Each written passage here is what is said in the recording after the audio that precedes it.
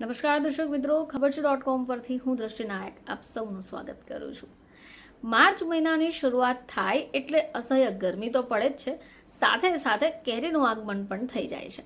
હવે આ કેરીના આગમનથી આપણે સૌ કોઈ ખુશ થઈ જઈએ છીએ, કારણ કે આખા વર્ષમાં લગભગ એક જ વાર આપણને આ કેરી ખાવા મળતી હોય છે.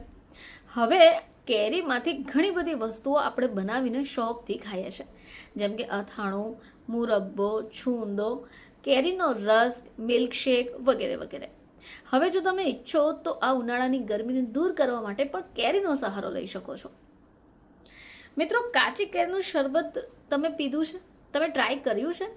કાચી કેરીના શરબત જો તમે એકવાર ટ્રાય કરી લેશો તો તમે બીજા બધા જ શરબત ભૂલી જશો, અને એને બનાવવાનું પણ ખૂબ સરળ છે.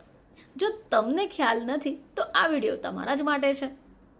મિત્રો, કાચી કેરીનું શરબત બનાવવાની સૌથી સરળ રીત આપણે જાણીશું. આ એવી રીત છે જેમાં તમે 5 મિનિટમાં જ રિફ્રેશિંગ ડ્રિંક બનાવી દેશો. તો ઉનાળામાં આપણા શરીરને ઠંડક મળે, ઠંડક આપે એવી કાચી કેરીનું શરબત બનાવવું ખૂબ ઇઝી છે. હવે આ કાચી કેરીનું શરબત સ્વાસ્થ્ય માટે ફાયદાકારક છે, સ્વાદિષ્ટ પણ લાગે છે. હવે જેમને પાચનને લગતી સમસ્યા હોય એ આ શરબત ટ્રાય કરી શકે.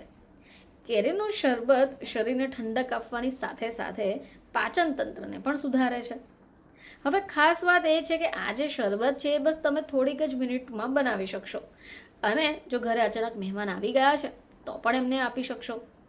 તો કેરીના શરબત બનાવવા માટે તમને જોઈશે કાચી કેરી, સંચળ, જીરું, ગોળ, ફુદીનાના પાન અને બરફ. તો કાચી કેરીને સૌથી પહેલાં ધોઈ કાઢો, એની છાલ દૂર કરો અને કાચી કેરીના ટુકડા કરીને એને બાફી ઠંડા થવા દો. હવે આ જે કેરી આપણે બાફી કાઢી છે એને મિક્સર જારમાં લઈ લો અને એમાં જ સંચળ, શેકેલું જીરું, ગોળ, ફુદીનાના પાન અને થોડો બરફ ઉમેરીને એને પીસી કાઢો.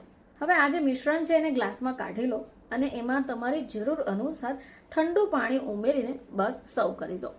તમે ઈચ્છો તો ગાર્નિશિંગ કરવા માટે કાચી કેરીના પીસીસ ગ્લાસ ઉપર પણ રાખી શકો. હવે આપણે જ્યારે બહાર જઈએ ને કોઈ પણ ડ્રિંક જ્યારે આપણે ઓર્ડર કરીએ છીએ તો ખૂબ સુશોભિત થયેલું આવે છે. જો તમે ઈચ્છો તો એ રીતે પણ તમે આ કાચી કેરીના શરબતને સર્વ કરી શકો. આવી ગરમીમાં જો તમે આ પ્રકારનું શરબત પીશો તો શરીરને પણ એનર્જી મળશે અને રિફ્રેશમેન્ટ પણ લાગશે. ફરીથી તમારી સમક્ષ હાજર થઈશું, ત્યાં સુધી જોતા રહેજો ખબર છે .com.